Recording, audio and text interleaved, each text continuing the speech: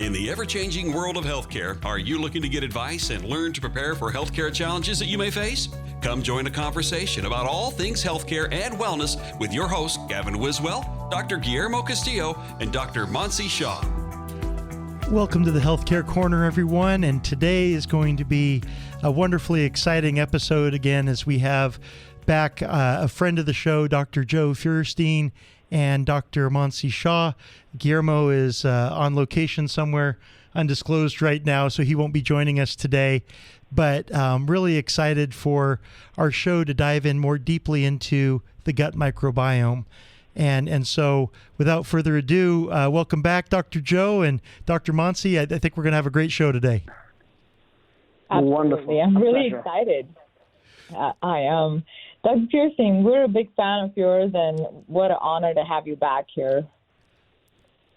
Guys, really a pleasure. I'm very excited. I enjoyed it last time, and I'm really happy to talk about the microbiome. It's an area of incredible interest to me, and also something that I've clinically been working on for a number of years with hundreds and hundreds of patients. So it's an area of focus for me, and I'm happy to share what I know about it.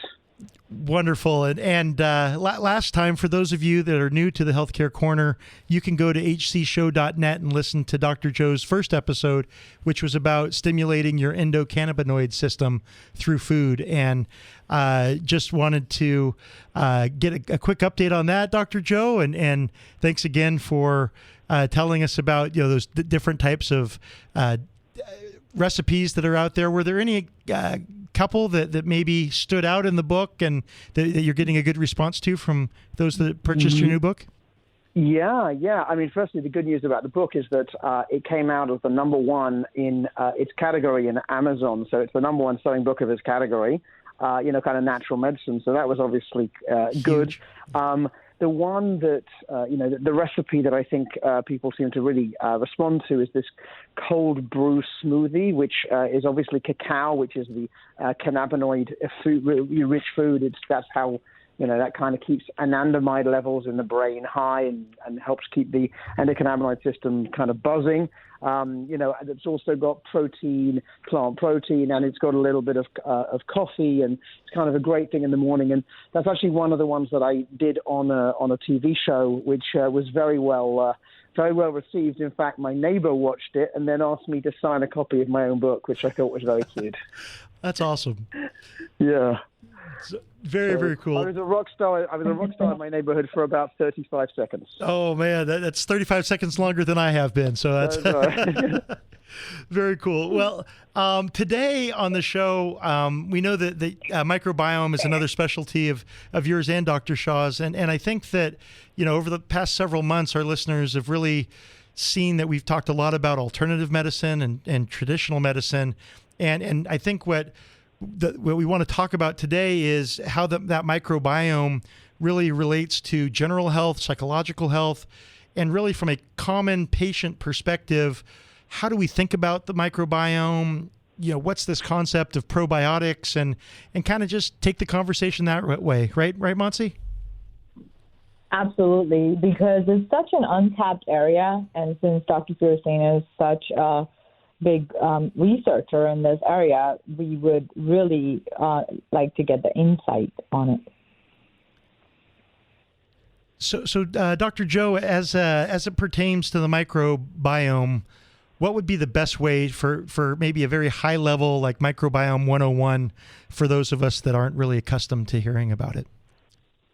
Sure. I'm going to actually break it into, firstly, what is the microbiome? And then I'm literally going to give you a study that was published today that is going to illustrate the point. And a legitimate, I didn't pick up some weird journal, this is a Western journal. But let's start off from the beginning. So the beginning is that in nature, we have these concept of what are called symbiotic organisms. So they live on or inside other organisms, and they're not parasitic, where basically they just steal whatever nutrients they like from the host organism. They are symbiotic in the sense that they help the host. So the through evolution, we have trillions of bacteria it's actually the microbiome is not just the gut, the large intestine, the small intestine, it's in the mouth, it's on the skin, the vaginal flora. They all have unique, interesting colonies of bacteria that are in balance and have enormous effects on the body. And if you think from just an evolutionary point of view, the bacteria, it's in their best interest that we thrive, that we live, that we are healthy, because we are their host. So if we are not doing well, neither are they. So they help. And, when I was in medical school, which was in the 1990s, really the only thing that I remember learning about the microbiome is that, they have an effect on the metabolism of certain vitamins. And that was about the end of it. And now, 20, 30 years later, we realize that it is intimately associated with multiple different, certainly there's a whole connection between the brain and the microbiome, but beyond that, actually with health and disease. So, for example, inflammation, cancer, heart disease, autoimmune disease, and then mood. And again, everything I tell you has absolutely got research. We know this. We know that mood disorders are associated with an abnormal microbiome, and so is depression. So is schizophrenia, ADD, autism. So, and this is not alternative medicine anymore. This is really Western medicine. This is where the forefront of medicine is going to be. I just want to give you a study because I think it blew my mind when I read it this morning. It's just so kind of fortuitous that we're going to actually talk about the microbiome. But here it is. This literally was just published in PLOS One, which is a well-known journal, came out from Harvard, came out this morning. And it's the Nurses' Health Study, that is 15,000 women between the ages of 25 and 40. And they asked a very simple question. How many times did you get antibiotics?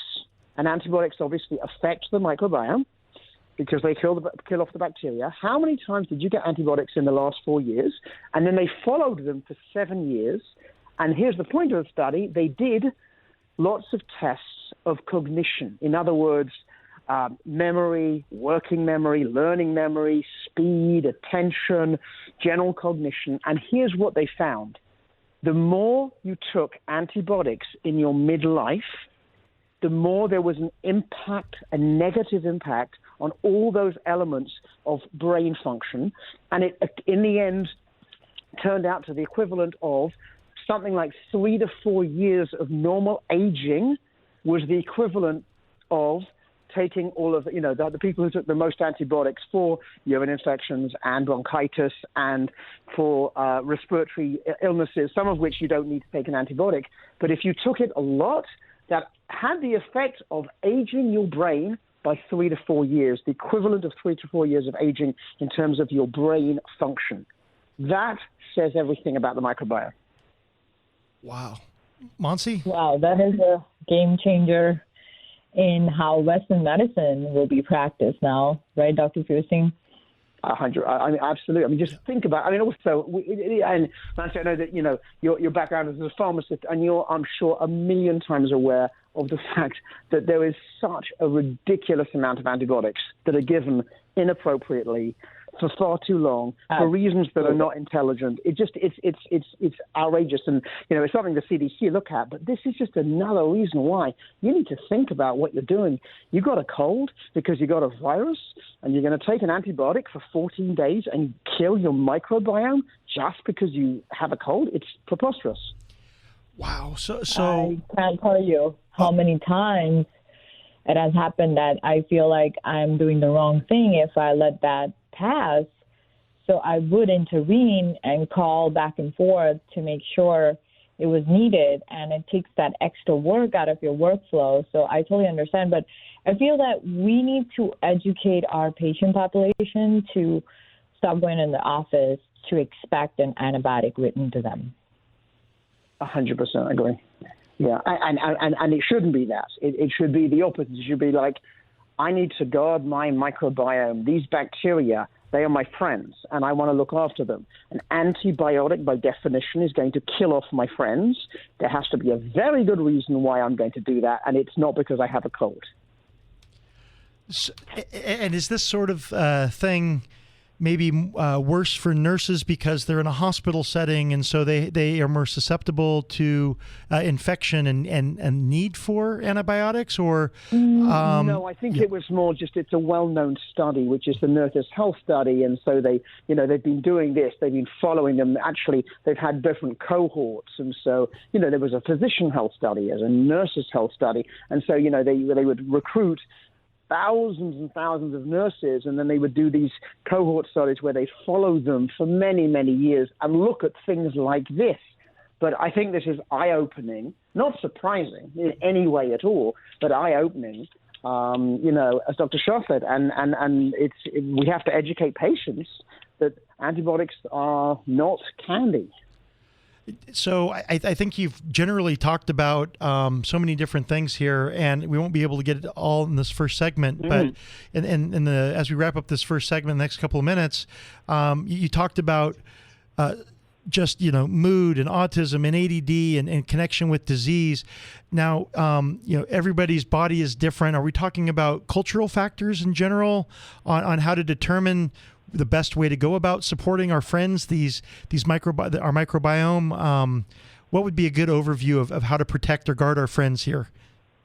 So, I mean, in integrative medicine, we do tests to actually look at the diversity of the microbiome. And what we're doing is comparing what we define as normal people. So in the commercial companies that do microbiome diversity testing have a panel of thousands of people that they tested to begin with. They're a reference range. They're people who are normal, and then they compare your patient who has IBS or rheumatoid arthritis or whatever autoimmune diseases you want to take a look at, and they compare you to them.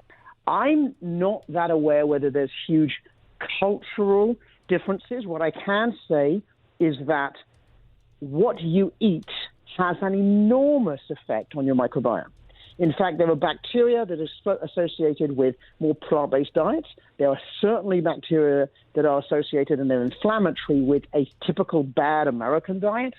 So I don't think it's cultural. I think it's more nutritional per se, although there is a culture has an effect on what you eat. And you're going to want to stick with us on the other side of the break as we continue to talk about the gut microbiome with Dr. Joe and Dr. Shah. To learn more about being a guest on the show or to ask a host a question, go to hcshow.net or email the show at info@hcshow.net to get your questions answered on the Healthcare Corner. Don't go anywhere. You're listening to the Healthcare Corner with Gavin Wiswell, Dr. Guillermo Castillo, and Dr. Mansi Shah.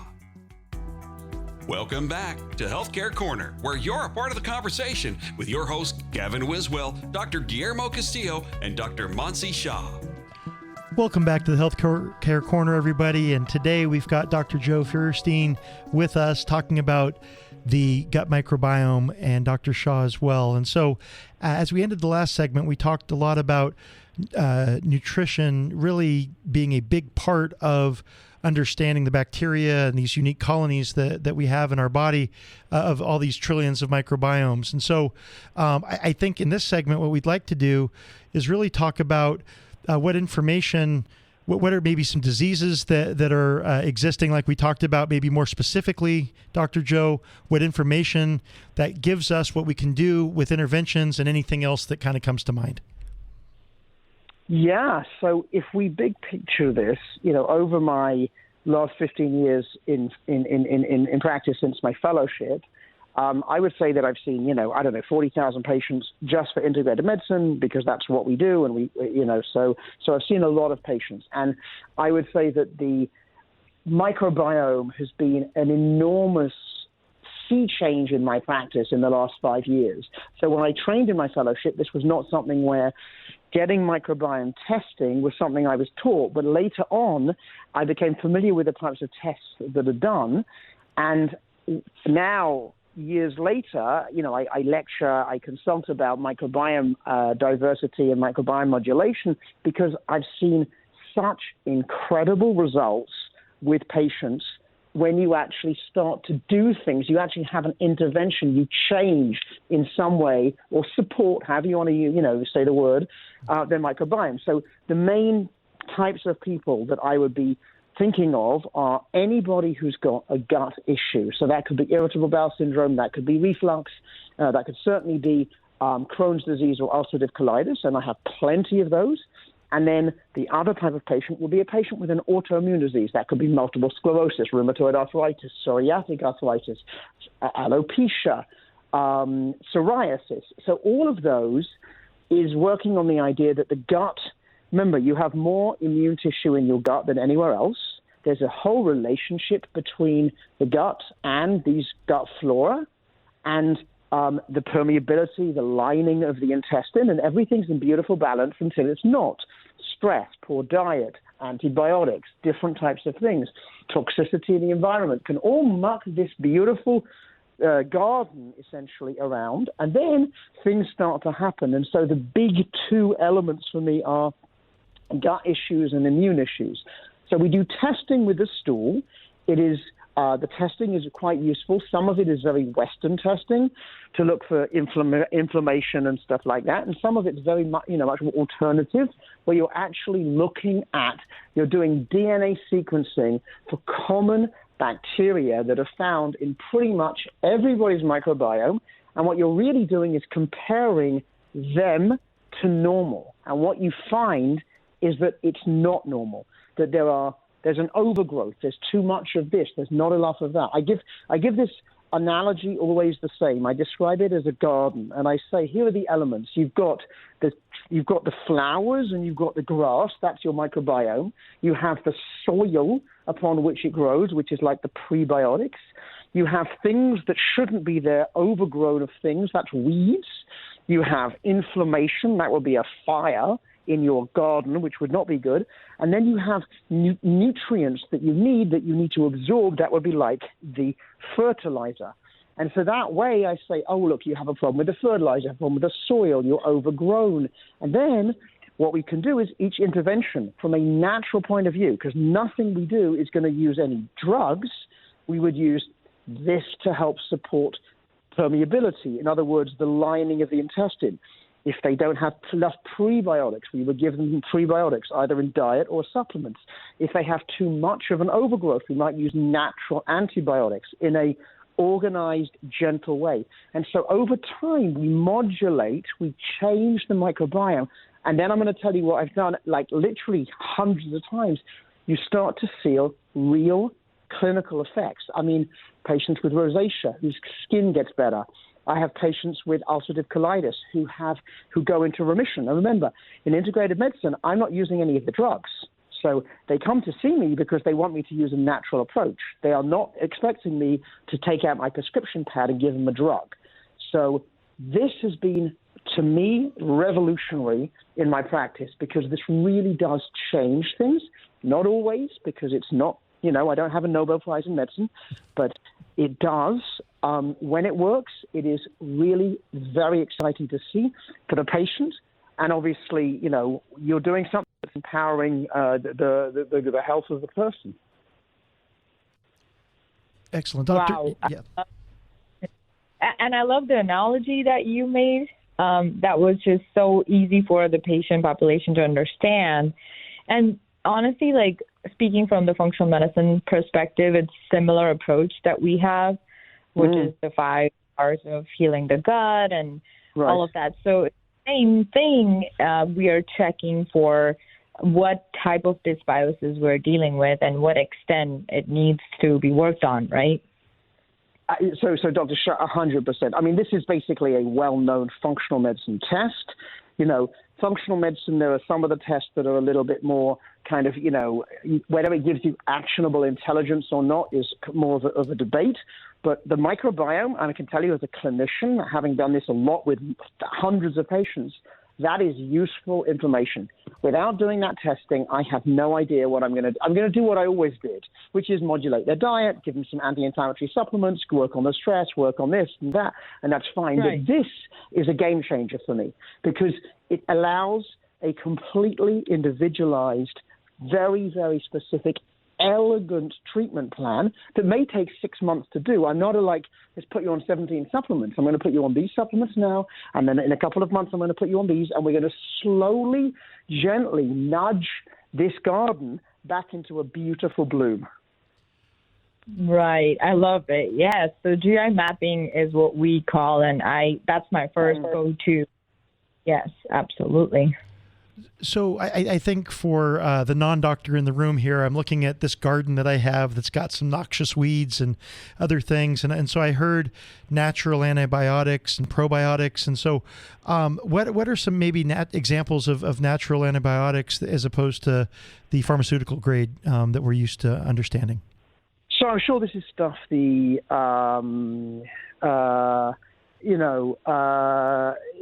is pretty much the typical stuff that Dr. Shah would use, but there are multiple different botanicals that we use. Berberine is one, and then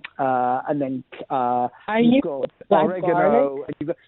Oregano, right? Mm-hmm. Right. You've got that berberine. I sometimes use uva ursi, but there are interactions. So it's actually kind of, there are multiple different botanicals that you can use, some of them in formulations. It depends on what you're trying to do. How overgrown is this? Is this a lot of weeds? Are there things here that really need to be got rid of? Some of the good companies, their testing also gives you sensitivity testing. So they grow the bug that shouldn't be there in the amount that it is, and then they have sensitivity where they'll tell you which of the following natural herbs is going to be most potent. It's no different from if you did that, you go to the hospital and you get you have a urine infection, and we send a urine culture so we can find out what is the best antibiotic. We can do the same thing with the microbiome and things that shouldn't be there in the amount that they are, using and then you get the information and you know which of the botanicals. The thing that I think perhaps people aren't always so aware of is the probiotic story. So the probiotic story goes like this. I'm not a huge fan of probiotics. Actually, I rarely use them. And the reason is because I draw the following analogy. There are some times when it's useful, but generally if you look at the big studies, probiotics are a little disappointing. They haven't been this great panacea that we thought. And I think the reason is because what you're doing is walking into a garden blindfolded with a handful of seeds and throwing them everywhere.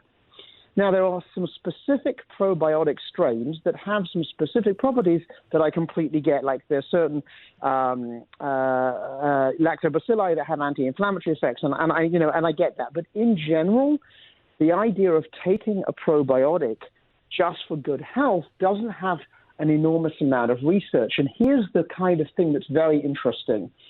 So there is research from Israel looking at probiotics. And the reason why I was interested in this is because whenever I do, GI mapping, as Dr. Shah would say, or microbiome diversity testing, most of the time people are overgrown.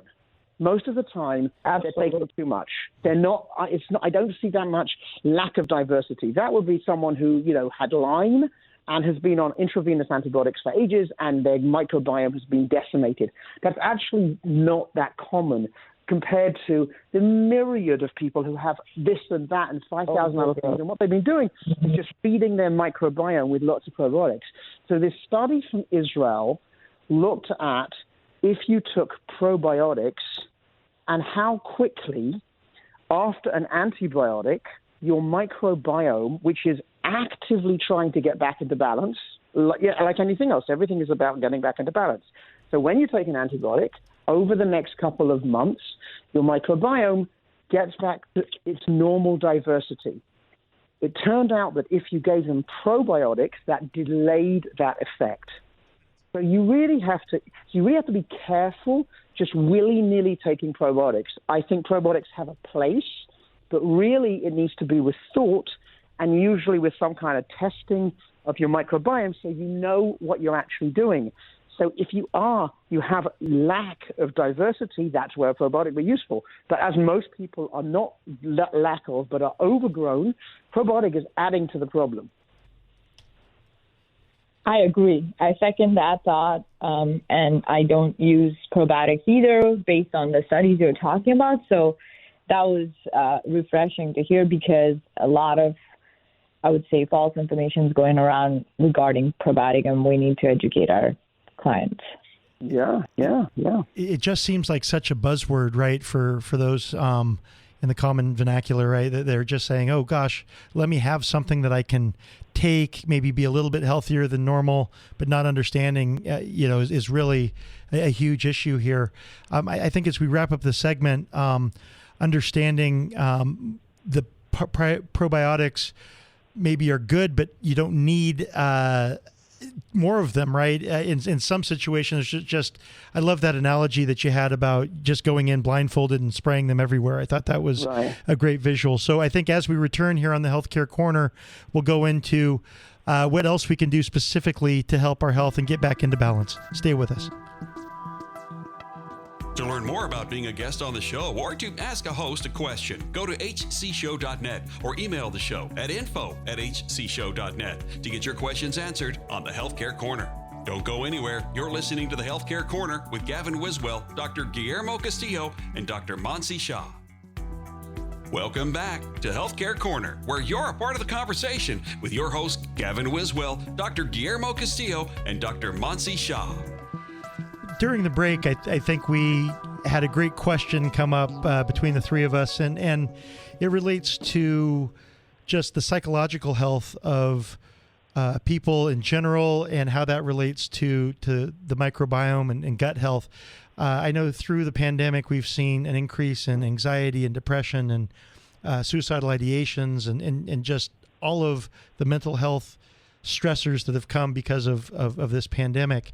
And so just asking the question, for psychological health, how does that relate, the microbiome, to maybe less antidepressants or any of the psychotropics or those types of drugs? Is there a direct effect on those medications in the gut, Dr. Joe?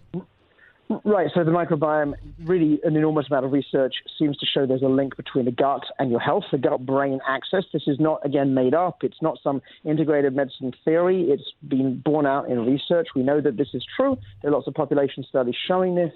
Serotonin, which is one of the happy hormones, is made in the gut and again, has a relationship with the brain. One of the things that's important is that, and this gets to a kind of more to do with the nutrition, you can modulate your microbiome through nutrition. So, for example, if you have low amounts of prebiotics, so the prebiotics are what the microbiome, the gut break down, and they make these very important fatty acids, short-chain fatty acids, which are important in the normal milieu, the normal environment for the gut for things to grow, to give nutrients to the lining of the intestine. So these things, it's a beautiful kind of relationship that one has. So it turns out that if you have a diet that is anti-inflammatory, you're likely to be eating more prebiotics and getting your microbiome into a more healthy state. It'll grow into what's more normal with normal diversity. The thing is that we know that not all people with depression, the reason for their depression is because there's abnormal chemicals in their brain, because if that was the case, then everybody who was on an antidepressant would not be depressed anymore, and that's not the case in the studies. We know that they don't always work. And the reason is because depression and anxiety are not just related to chemicals in the brain. There is an inflammation connection. There's an inflammation going on. There's an inflammatory marker called cardiac CRP or CRP, and we know that people who are depressed, there's a population of depressed people that have high levels of inflammation in the body. And those are the ones where the antidepressant isn't always going to work. And actually, you have to work on anti-inflammatory foods, anti-inflammatory diet, which is going to have a positive effect on the microbiome and on the mood. Dr. Shah, what would you add to that? Absolutely. That was music to my ears, because when we have doctors talk like that, we can get some real resolution instead of just writing antidepressants all day, right? So I started using the Human Microbiome Project results, Dr. Feuerstein, in my practice, because that came out, the study in 2016, and it was done by NIH. And you must be aware of that, because that really changed how I started helping my mental health patients and how we were either supporting the gut microbiome or actually disrupting it. and then the flare-up would happen, and then we would have a whole inflammation that we deal with, and that's where major depression and anxiety and all that kicks in. Would you agree to that? Yeah, 100%. And also depression is, so there's a famous book by Dr. Weil, who was my mentor who I trained with. He writes about it. He writes about mood and depression, and says that it isn't just to do with the microbiome and your diet, but what about our relationship to nature? What about the fact that we are very disconnected from the environment? How does that affect? What about the fact that we have these weird circadian rhythms, especially if we work at night, and we don't actually see the sun and, the seasonal affective thing? So all of this is us not being close to where we need to be. You know what I'm saying? And the whole picture is how you treat depression. It cannot just be 15 minutes, let me give you Lexapro, and we're all good, because that's ridiculous. Absolutely. Yeah, and then there was this whole other study that we looked at where going out in the nature and spending 30 minutes for just about 7 days changed how the gut microbiome was actually performing and overall mental health along with it. Right. I mean, there's no question. It's, this is the elegance of the of the whole thing, and so your microbiome is going to be part of this, and not a surprise that your nutrition's part of that. And as part of nutrition, what are the things that you're eating, and what's the pesticide load in them, and all of this is connected. It just we can't divorce ourselves from our environment. It's all part of the same thing. So the question I have, if I'm a generally unhealthy eater and my garden is completely overgrown and I'm in my mid-40s, what do I do? Just asking for a friend. Honestly, I think I would probably seek out someone like Dr. Shah, someone like myself, and actually work with them. We can give you generic advice, but the point is that in the same way as, frankly, when we do genetic testing for different things, it's rather specific because everybody doesn't have the same genome. Everybody doesn't have the same microbiome. They have patterns, and the patterns seem to indicate this and that. But the elegance to all of this is to be more individualized. So actually, my answer is to your friend is go see someone who actually does this for a living and take the journey, but be prepared, be patient. It's not going to be you meet them once and they do this and that's it. This is a process because you have to move the entire garden to a healthier state. When you do spring cleanup of your garden and then you plant things, and it all takes time. It doesn't always, the garden's not blooming until August, but you started in March and April, so that's kind of how this really goes. It's a garden. I love the analogy. It took us 6 years to get oranges out of our orange tree that we planted. Right? So it does take a process. You get it. You get it. It's a process. Yeah. We take about, 5 to 10 years to even more to disrupt all of this and keep going with it without doing anything about it. Then, of course, we need at least, I would say, 6 months or a year to start getting it all together again. What I have really in my practice, what I've seen is in the beginning, honestly, it reminds me of just tangential. So about a decade ago, I did 6 months training in medical acupuncture. So I did the training, and it was sunny downstate. And then at the end of it, we did all our clinicals in Chinatown. And then I had this guy come, and he said, I have really bad back pain. My trainer kind of overdid it. So I said, I just finished my acupuncture training. Let's do some acupuncture. So he said, okay, fine. So I do some acupuncture, and I put these needles in, the classical points that you use for back pain. And after 15 minutes, he gets up and goes, oh, wow, this is much better. To which I reply, really? Because I didn't think that this actually was going to work, because I'm actually rather skeptical. So the same thing holds true.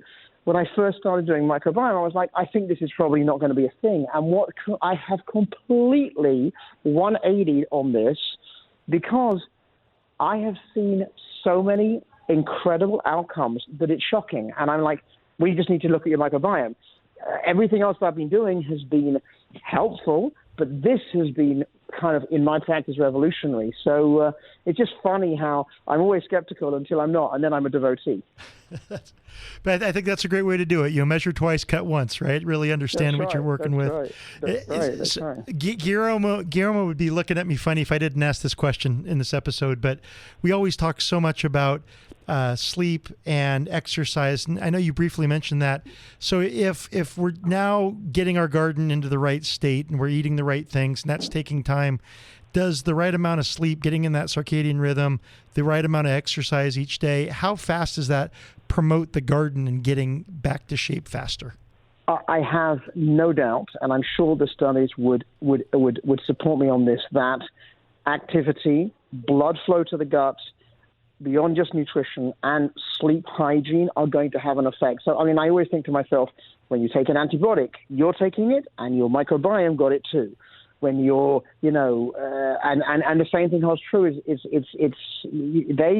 They're living in your body, and they are doing you a favor, and you need to look after them because they're the best tenants you'll ever have. So if you keep on turning the lights off in your house and in their house at the wrong time, it just isn't good for anybody. So, so there's no question about the fact that will impact on the microbiome, as will activity. All of the helpful health-promoting things that we do are all going to have a positive impact on the microbiome. Dr. Shah, to add to that, or? Honestly, we can never disregard sleep and exercise, and there's studies now proving that there was one of them that I was looking at where they saw 5 hours or less sleep for 7 days will actually create major pancreatitis. Now, that's telling us gut health, right? So it's just evident that sleep is so vital to rejuvenation of all organs, and, of course, your gut being one of them. Yeah. I mean, the other thing I think is important about sleep is to remember that there are going to be times where your sleep is interrupted. That's okay. We can be okay with interrupted sleep. It's what you do the next day. You have a sleep deficit now. It's a 3-hour sleep deficit. Pay off the deficit, because if you don't pay off the deficit, eventually you can't pay off the deficit. So if you didn't have a good night's sleep the night before, this is your opportunity to remedy it the next night. So I think that you're not going to want to go anywhere, because we're going to take everything that we've learned about the gut microbiome. We're going to now have the answers on how that really creates harmony between alternative and traditional medicine in our final segment. And for those of you that have been regulars of the show, to go to hcshow.net, and you can subscribe to our newsletter, learn more about these great conversations that we're having here on the Healthcare Corner, and join us in that on Instagram, Facebook, or LinkedIn at HC Show. So we're speaking with Dr. Joe Feuerstein, who is the co-author of Amazon's #1 new herb, spice, and condiment cookbook on Amazon, and talking about all things in the gut microbiome. So, Dr. Shah, anything else for our listeners not to go away? I feel like we really need to, in segment 4, dive a little more into the book and how it can help people. So stay tuned, and let's get the segment 4 going. To learn more about being a guest on the show or to ask a host a question, go to hcshow.net or email the show at info@hcshow.net to get your questions answered on the Healthcare Corner. Don't go anywhere. You're listening to the Healthcare Corner with Gavin Wiswell, Dr. Guillermo Castillo, and Dr. Mansi Shah. Welcome back to Healthcare Corner, where you're a part of the conversation with your hosts, Gavin Wiswell, Dr. Guillermo Castillo, and Dr. Mansi Shah. Welcome back to the Healthcare Corner, everyone. And today's episode has been a real treat to have Dr. Joe Feuerstein back on the Healthcare Corner. And I think in this last segment, we want to really tie in the concepts that you spoke about in the first episode with the endocannabinoid system, as well as now with our healthy gut, and really just putting, the alternative medicine, the traditional medicine, all of that together. I know we won't be able to do that in 15 minutes, but we'll do our best. And before we do that, Dr. Joe, how can our listeners get a hold of you, your website, the book? How can they reach out to you? Great question. The answer is the book is on Amazon. It's easy. It's the Cannabinoid Cookbook. Cannabinoid is in the endocannabinoid system, all the different various cannabinoids that are found in food. The same compounds that you find in cannabis, you can also find in many foods and spices, and it's on Amazon, and it's co-authored by myself and Chef Daniel Green. Green is in the color, and Daniel is in the profit, and he's actually a celebrity, international celebrity. He's on the Food Network and a deal. You can find my website, Dr. as in Dr. Feuerstein, which is my name, F for Frank, E for Edward, U for Umbrella, E for Edward, R for Robert, S for Sugar, T for Tony, E for Edward, I for Igloo, N for Nancy.com. And what you might like about my website, which is about to get revamped, is that I do a video blog. So if you remember when we first talked about the microbiome, and I told you about that study that was published on cognitive decline, on the link between chronic antibiotic use and the fact that people actually, it impacts on speeds up your aging of your brain, that is the type of video I would then do on a Friday for patients and friends, etc., for the social media that I put out. I've got hundreds of them. Everyone is evidence-based. Everyone is based on studies that are in Western journals that perhaps you weren't aware of, and they are all worth listening to. So that'll be the new one this Friday, because it blew my mind. Oh, wonderful. Well, thanks for sharing that with us, and congrats again on making the Connecticut Magazine top list of doctors last year. I think that's thank you. Also exciting. So wonderful. Let's get back into really tying these all these concepts together. Doctor, how would you say, really, over the years and these 40,000 patients that you've worked with, how have you best been able to take what's best of kind of traditional medicine and then the best of alternative medicine and put that together? What's been your secret to success there? So I have nothing fundamentally against prescription medications. I think they have a good place. I think that when you need to do something, you need somebody's sugar to drop significantly very quickly because it's dangerous. That's exactly what a drug is for. But I think that the lifestyle element of this for chronic medical conditions is where we really start to flourish. And as I say to patients all the time, and I said this because this is literally how my practice was when we taught my fellows, because I teach at Columbia, so I have fellows and residents and medical students. And what I would say is that if you just do these four elements, the four pillars of health, it doesn't matter what medical condition the patient has, in multiple ways you are going to improve their health substantially, and that's before you go to many drugs. And that is your sleep, your exercise, your sleep, your exercise, your nutrition, and your stress management. And those are all simple things that that everyone in integrated medicine knows. But I've got to tell you, after 40,000 patients, that is actually kind of the key. You just stick to those four things and you try and optimize them. You're moving the whole picture to a healthier state of being. And that never doesn't work. It's the only branch of medicine that is always successful, because you're never going to not be successful if they actually do what you ask them to do. They take the journey with you and you work on their lifestyle, because they always feel better. Awesome. Yeah, I think moving that garden right to a healthier state and getting that compliance going is. Do you feel like your patients are more compliant than typical patients? Because I know that with even regular drug medications and polypharmacy and all of that, sometimes just drug interventions are incredibly hard to stay compliant with. So do you find that with your approach that they're more receptive to being compliant to your regimen? I think that, my patients are a little self-selected because they've come to see me because they're seeking this out. Sure. I'll tell you what I said to my fellows, because I also teach at the University of Arizona, and so I said to my fellows literally yesterday, and I said that that they were dealing with a patient who had diabetes, and I said, we have to remember that the entire experience of what we help and how we support the patient is a positive experience. There's nothing negative about it. You're not there to tell off. If they're disappointed, you're there to support. You are the biggest cheerleader they will ever have. You are the cheerleader, but you are actually you're not playing football. You're not in the football team. You're the cheerleader at the back. They are the quarterback.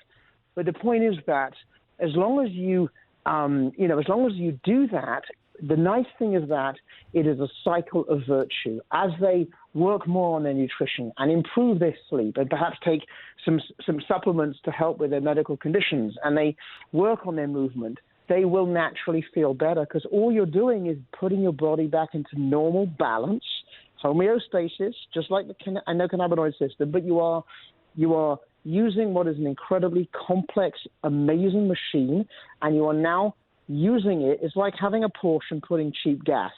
That's not how you look after a Porsche. You put the expensive gas, even in California, where it's already expensive. That's the gas you put in. That's right. 92 only, right? That's right. Absolutely. So you haven't got a choice, because your body is a Porsche. Everyone has a performance sports car. Every human could run 26 miles in a marathon. I mean, you can do this. This is stuff you can do if you train for it. It's only because the body is an extraordinary creation, and you have to look after it. And so that's what you do. It's just literally like looking after the car. And so you're going to feel better, because your performance will improve. Absolutely. And body loves homeostasis, and that's what it always wants to lean towards. So we just have to support the body. It's one of the most intelligent creations on Earth, and we just have to kind of give it the little support it needs all the time, right?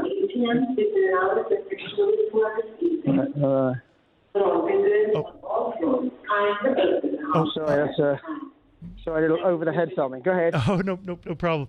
No, I think to your point, Dr. Shah, like just supporting the body, right? And maybe what we could do is find 3 easy things that we could look at changing. So whether it be diet, whether it be exercise specifically, if I'm, let's say, 65 years old with an autoimmune issue, what's an easy thing that I can do in maybe those categories, right? Maybe getting 6 hours of sleep, or what cut out fatty foods and processed foods, like something along those lines. So I would say that number one, in terms of nutrition, go Google, literally Andrew Weil anti-inflammatory diet. You'll see it's very similar to a Mediterranean diet. It's very similar to other diets. It's not, and it has a lot of research behind it.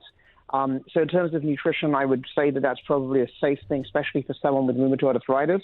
The second thing, as I said before, is you should probably, if you want to do this naturally, see someone whose expertise is in the microbiome, because modulating it can, and I have seen this a lot of times, really have a significant improvement in symptoms and inflammation in the body. So that would be something where go get the right person who is trained, who's done functional medicine, who's done integrated medicine, who knows what they're doing, because you want to get someone who knows what they're doing so they do it right, and doesn't blanket bomb your microbiome with millions of supplements, but also is still able to be your biggest cheerleader.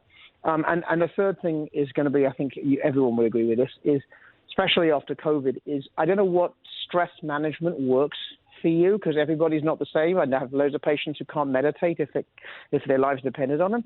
Whatever it is that keeps you, that gets you back into balance, as Dr. Shah said, into homeostasis, that's something you want to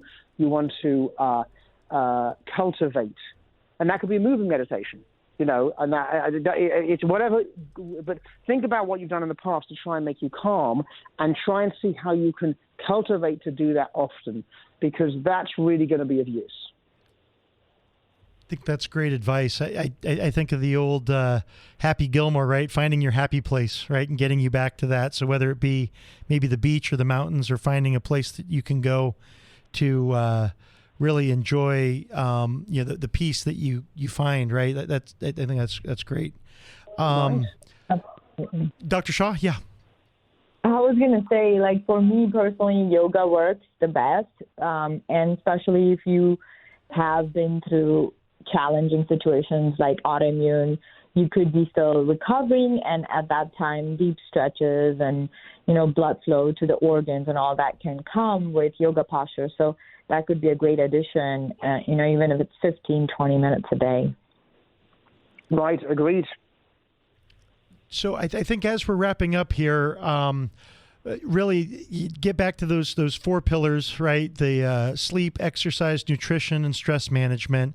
find a way to understand a diet plan that works best for you. And ultimately, if I'm looking at calling you Dr. Joe, or you Dr. Shaw, what's the general cost? Is it $1,000 up front and then ongoing a couple hundred a month, or what's usually the cost? Because I'm sure that most of this isn't covered by insurance. Is that accurate? So I'll speak for me, from my point of view. Yeah, unfortunately, it's not. The range can be anywhere from $300-400 for an initial to some of the functional medicine doctors in my area, because I live in a kind of more affluent area of the country, can be the other side of $1,000. We're more reasonable in the middle of that. And I do obviously I do video consults, telehealth consults. The only limitation is that I only do it in the states where I have a license. So I can't do it in everywhere in the world. I can do it where my patients are, which is Connecticut and soon to be Georgia. But in general, that's it. Yes, you can then, you're spending out of pocket. You can then obviously get reimbursement from your insurance. And sometimes if you have good insurance, you're going to get a nice check, and it becomes actually not prohibitively expensive. Absolutely. I agree. It just ranges, and there's always people, that can be helped without spending arm and leg on this. So go to the right doctor and get started, and Dr. Joe Feuerstein's book will also help you. Thank you. So stay tuned. Thank you so much for joining us again, Dr. Joe, and we'll see everybody here again soon on the Healthcare Corner. Thanks for joining us for Healthcare Corner, where your healthcare and safety are always top of mind. Tune in next week at this same time for more of the most relevant topics that can help you and your loved ones feel safer and more informed about what's going on in healthcare. To learn more about Gavin and Dr. Castillo, or how to become a guest or sponsor of the show, send an email to info@hcshow.net. That's info@hcshow.net. This has been Healthcare Corner on The Answer San Diego.